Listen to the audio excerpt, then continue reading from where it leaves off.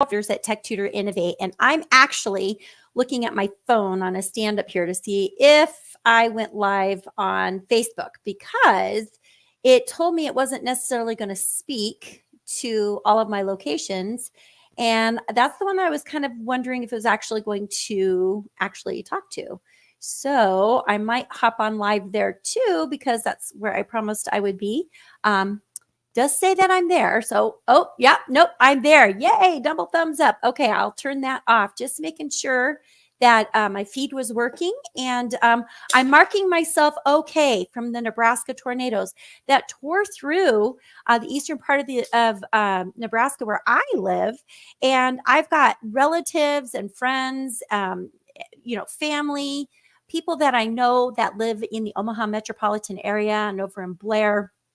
And we were really hit hard. I mean, not me personally, but many of them were. And so right now, I just like to send a big word of encouragement to all of you that we're thinking of you. And I'm sure that in the days to come, things will be organized enough that we can stop in. Right now, they're asking people not to go and help, because what has to happen first is that they have to assess the damages and make sure, of course, everybody's safe and it's all secure and all of that. And then people can go in and help out with the cleanup. But again, my sincerest, thoughts and prayers are with the families that have been definitely hit by this huge weather event. And the sad part is it looks like it's moving to the eastern part and south today. So for all of you that are affected, I'm definitely thinking of you and hoping that everything's going to be okay. But that's not why I'm on here today. So I'm going to refocus and tell you why I'm stopping in. First thing is if this is the first time that you've ever seen me here, I am Sheryl Uehling. I'm a reading former elementary school teacher. Started out as a elementary math tutor, and now am a reading tutor to children in kindergarten through fifth grade. And I've got a couple fifth graders that I might work with this coming year if they still need help. A lot of them have met their goals, so they don't really need me. And that's to be celebrated. That's wonderful. But along the way, I went from meeting in person to working online, and I have found some really cool ways to use technology to make this happen. And so I'm just here as a support person, especially if you're a tutor and you're thinking, well, I really want to move to online, because it really does become an issue with travel time and, expenses. And you kind of replace expenses, but it's still less expensive and much easier, in my opinion, to work online. Now, I've been hopping in and out of a couple of groups, helping to moderate. I'm actually ending up my stint at Tutoring Business Success Support Group the end of May, and Michael and I are going to be recording very soon some summer tech things that you can use to make your summer tutoring much more efficient. So I'm getting ready for that. We're going to record that. I'm going to miss it, but I have to be really honest. My own business coaching is really taking off, and I really want to focus on that as well. And so I want to thank Michael Gibbon for giving me that opportunity. And I also want to thank Kelly Michelle Duramsky, who's had me fill in on her page as a moderator as well, because it's a lot of fun to see what people need help with. But here's one of the questions that I see so often, and that's why I'm on today. So this talk is meant for my Tech Hub group, okay? But setting it at 9 o'clock, they're still asleep. And I record it and I save it. And I'm like, there's a lot of value to these question and answers. So I'm going live I'm on LinkedIn right now. I'm on my Facebook page, and I'm on my YouTube page. And this will be saved underneath the Tech Hub for Tutors podcast. So you can come back and find this later in those locations.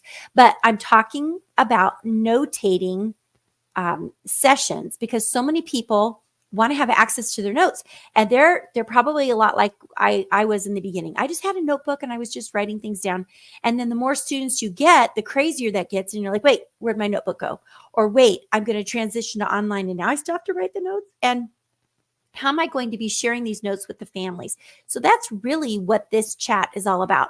Focusing this conversation on what are some innovative and creative ways that I can share progress with parents, but then also have notes available for myself? And here's the thing. I tried to get really creative, and I did do a chat GPT where I put some ideas in. Some of these ideas came from there, but most of them came from my own head because I'm like, no, I don't like those ideas. I like my ideas better. Sorry, chat GPT. So I am going to share my screen with you. And in the end, if you want a copy of this list, I will share the link where you can get the copy of this list. All you have to do is just type your name and your email in, and you'll be able to have a copy sent directly to you. So there's no reason for you to take any notes or anything like that. I did use Canva for this. And so 10 ways to notate a tutoring session. So how are you going to get this information to your parents? And how are you also going to remember it so that the next time you meet with the student, you can remember? So the very first thing, and there's 10, very first thing that I have is you can leave an audio or a video message using Messenger. Okay, so many of some of you don't want to share your phone numbers with your parents, but you're already on Facebook or Instagram.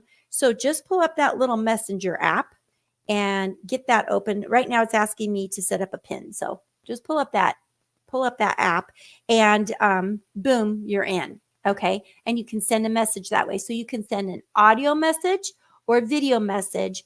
And I think parents would really like to hear your voice. And then there's, when they hear your voice and they see your expression, they can kind of get a feel for how things went. So it's a great way also for parents that don't read their emails. Parents, some of you don't read your emails that I send. But here's the thing. If I want to come back to these notes later, it's not so great when I want to review them because I'd have to go back and listen to that or watch that. But it is a very creative way to notate a tutoring session. So that's number one. Okay, moving down the list now. Number two, you can screenshot images from the lesson. So in this particular case, I'm working on a computer, and I'm going to say, okay, so I'm going to take a quick picture of this to share with your family. And on my computer, if I go shift the window button and S, I get the little screenshot. My snippet tool comes up, and then I can either take the whole picture or I can just go part of the screen. Save that, name it with their name and a number or whatever, or a lesson or whatever, and then send it in email later. And I think parents really like to see that. They like to see these live events happening. Now, if you're meeting with the student in person, you can snap a photo. Okay. Word of caution. These are pictures for the parents. If you're going to use them someplace else, block the student's face out. Okay. We need to understand that we are professionals and we're working with students. So we're not sharing their pictures all over the internet, but we can definitely share. Like if they're playing a game, you could share that. Absolutely. Because it's not showing somebody winning or losing. It's just showing a creative way that you are sharing, you're doing your lessons. Okay. So that's a great one. I love that. I've done that before. It's very powerful. Number three, I think this is underrated. Google Keep is like a sticky note, that it's a digital sticky note, and you can keep messages on Google Keep. As a matter of fact, if you want to know more about Google Keep, put it in the comments. I want to know more about Google Keep. Tell me more. So basically what you do is you go to Keep, K-E-E-P, keep.google.com. You start a little sticky note. And I do this a lot for myself with like lists and things that I want to remember. So you name it, and then you can type yourself a little message. Well, then if you want to just share that list with the parent, there's a share button, and you can just add their email to it, and then they could correspond back and forth with you. But, you could put parameters on that and say, I'm just going to notate how things went. You can come here and you can check it out. Okay, great idea. If you've got the Google Suite, the workspace, use everything that's in it. It's wonderful. Okay.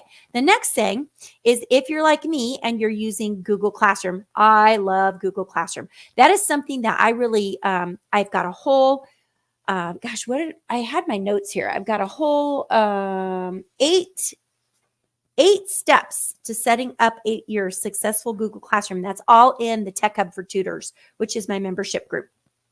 But I go through all the steps for setting up your Google Classroom, and I speak specifically about what is the stream used for? What is the classwork used for?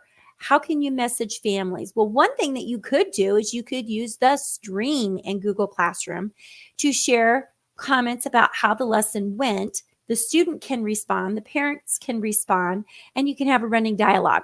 Note, anytime you post in the stream or you post an assignment, whoever is the owner of the email account is going to get an email about that. Okay. So you do need to be aware of that. And then the other thing is, if you've got a student that is highly distractible or a parent who feels like that stream has just got too much stuff and they can't really go in and read all of it, it gets to be too cumbersome, clean that out. You can clean that out. But that's a great place for you to go in, and you can kind of keep a running dialogue, and also a great place for the kids just to write. And that's a whole nother conversation, but yeah, use your Google Classroom. I love Google Classroom. I highly recommend it. Okay. Number 5 is where your eyes should be. Type notes in your phone, in your notes app. And be sure that you label that note with the student's name so that you can find it quickly, okay? And then you can either copy, cut, and paste the notes, take a screenshot. I don't know if you can literally share the notes with the parents. I didn't get that far into it, but somehow share it. Maybe just copy, cut, and paste and text it or add it to an email. It's a great place to save your stuff. This is so helpful, especially for tutors that are teaching on the go and you don't want to haul everything with you. But even if you are meeting at a location, I know my friend Kelly and my friend Yoli both meet at a physical location. You could totally do this. Maybe the downside of that would be is if you lost your phone, that wouldn't be so great. But I'm just trying to give you some options, okay? Now, something that I did when I first started, I actually used Google Sheets, but you could do this in Google Docs too. So I had a Google Sheet for each one of my students. And then I put the month down at the top of the Google Sheet.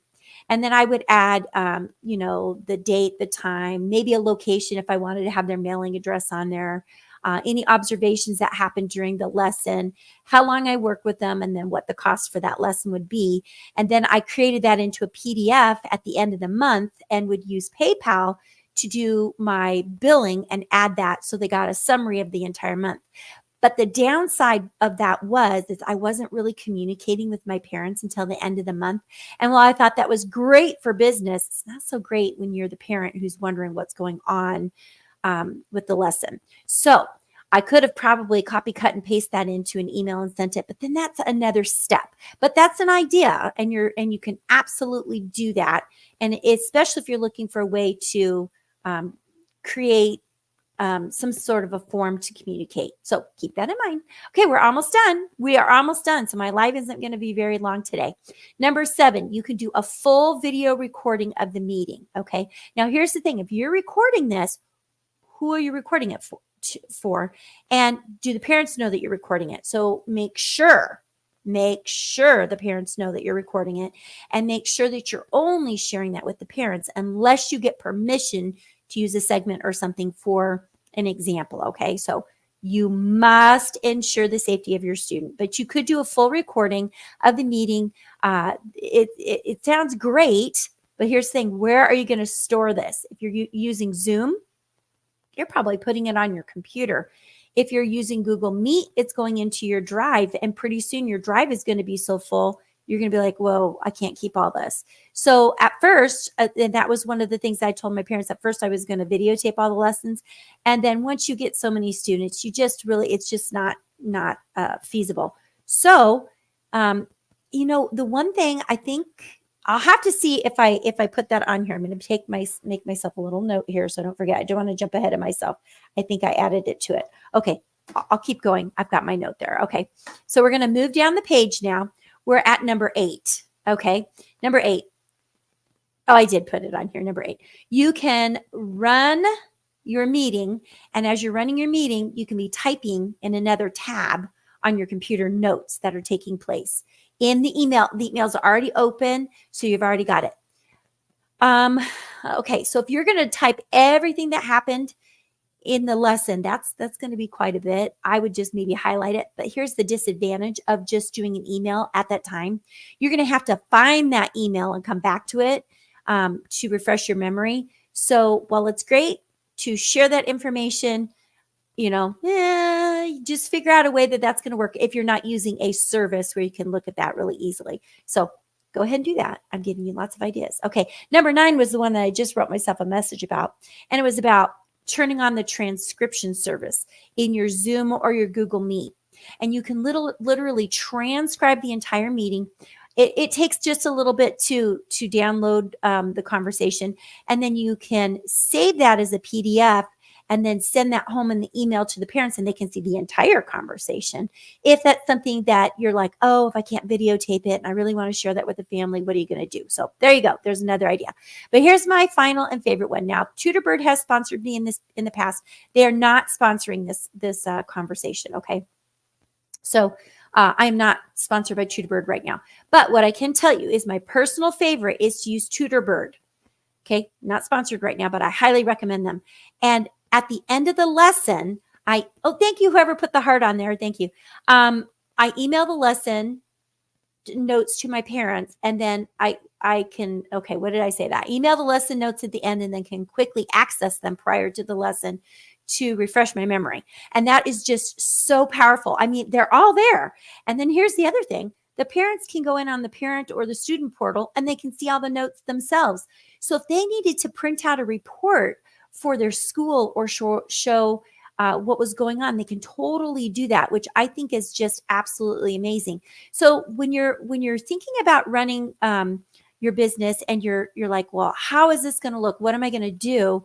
Really think about ways that you can be sharing information with your families so that it's a super easy way. Now, if you want a copy of this, you'll get a copy of this, okay? And you can find other places to see me. And then the other thing that I was going to share with you, share this tab instead. Hang on just a minute. Is I've got a form. Let's maybe preview it here so that you can see it that way. 10 ways to notate the tutoring session. If you I don't know why my email's in there. Let's get rid of that. Put your email in, and then you can download it from there. So that is a great place for you to go. Now, unfortunately, if you had a question, I'm not seeing any questions that came up, but I will go over very, very briefly for those of you that have never really heard a whole lot about the Tech Hub, what's happening in there, and then I'm going to be done, and you can go back to watching your Saturday morning cartoons with your kids. Have your breakfast or your brunch wherever you happen to be, or go out for your jog or go run your errands. So in the Tech Hub for Tutors, my tutors, when they join, have full access to a library. And these are all videos that I've curated from my own personal experiences to help guide them through the steps. And I'm going to tell you what's in the library, but I'm also going to tell you that I provide 2 live workshops. We'll get the word right. 2 live workshops per month where they can join me or do things exactly like this. But then we actually practice the skill as we go. So what's inside the Tech Hub right now?